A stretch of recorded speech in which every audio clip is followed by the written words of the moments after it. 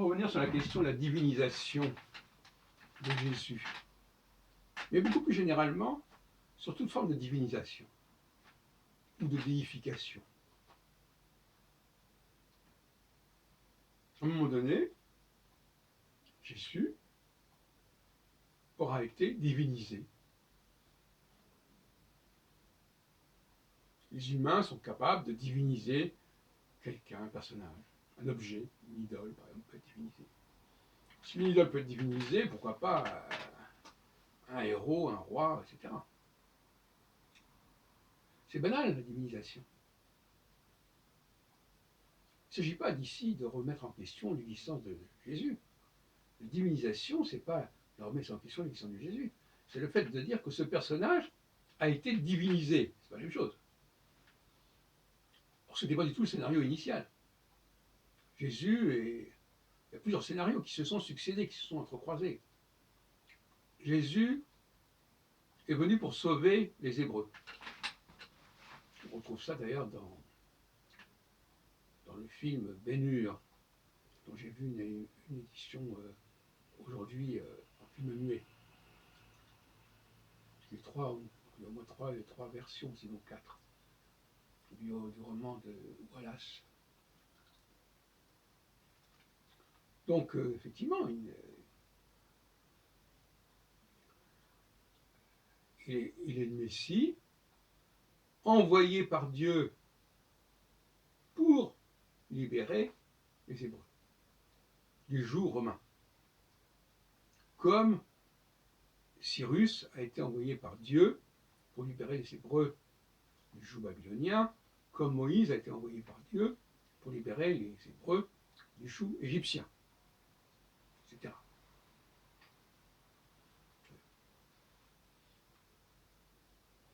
Alors déjà, il faut accepter l'idée qu'il y a eu l'idée du Messie. Parce que dans le cas de Cyrus, c'est une évidence.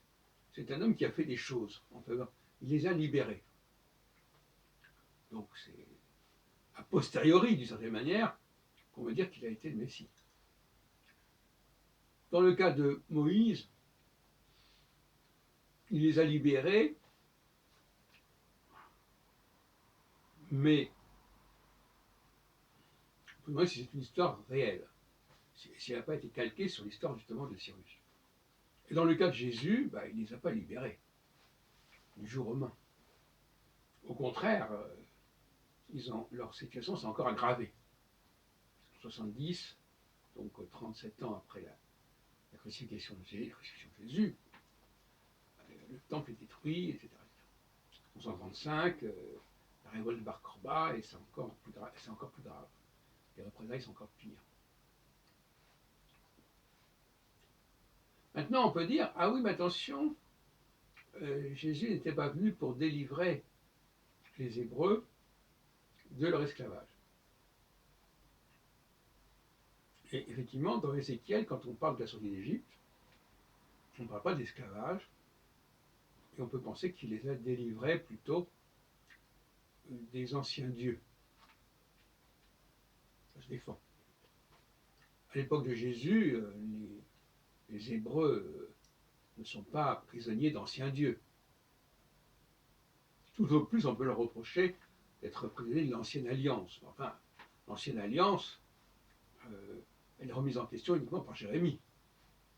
Et donc, finalement, on ne peut pas leur reprocher absolument de respecter les lois édictées par Moïse. Notez que ces lois... Donc, le Messie, d'accord, Jésus, Messie, venu, envoyé pour sauver les brebis d'Israël. Je rappelle encore une fois, Jésus, ici, est présenté comme un étranger au peuple hébreu. Très important. Alors, comme il est né, alors s'il était né de la tribu de Juda, par Joseph, il ne serait pas étranger au peuple hébreu. En revanche, dans le deuxième scénario, qui est également présenté dans le chapitre 1 de Matthieu, il serait né par l'entremise du Saint-Esprit, etc. Donc, un peu comme Moïse d'ailleurs, donc il n'est pas juif à proprement parler. Alors les deux thèses cohabitent dans le même chapitre, c'est un peu compliqué. Alors, nouvelle étape, ce Dieu, ce Messie, excusez-moi, ce Messie qui est envoyé par Dieu, tout d'un coup, il est divinisé. Et d'ailleurs, bon, pour des raisons qui sont peut-être politiques. Je suis un peu, par exemple, Normand Rousseau, qui est un Québécois, et il nous parle des motivations qui avaient pu pousser les Romains à diviniser Jésus. Pour les Romains, ce n'était pas un problème parce que des dieux, ils en fabriquaient à la peine. Donc c'était une grande banalité d'être de. Aujourd'hui, on n'a plus l'habitude de la notion de divinisation. On ne se dit pas qu'on peut diviniser celui-ci ou celui-là. Il y a des cultes de personnalité, mais enfin, on ne peut pas. On sait que tel empereur a pu être divinisé, l'empereur du Japon, etc. On sait aussi qu'il y a des personnages qui sont présentés comme des messies venant sauver le peuple hébreu. On pense à Napoléon, on pense à la déclaration Balfour, on pense même à Gorbatchev. On peut les sauveteurs d'Israël, il y en a à la peine. Pour les ramener éventuellement dans leur pays.